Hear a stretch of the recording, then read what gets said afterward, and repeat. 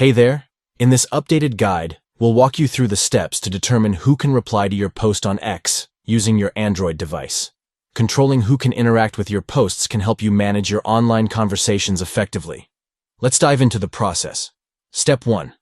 Open the X app on your Android device. Launch the X app to access your feed and posts. Step 2. Navigate to the desired post. Find the post for which you want to adjust the reply settings. Step 3. Tap the three dots at the top right corner of the post.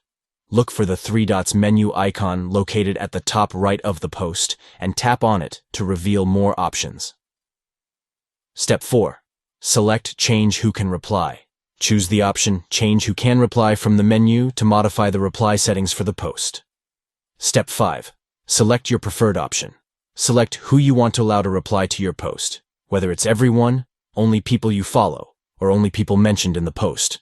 Well done! You've successfully determined who can reply to your post on X using your Android device. Control your post interactions and create a tailored experience for your audience. If you found this guide helpful, please consider giving this video a thumbs up and subscribing for more social media tips. Thank you for watching.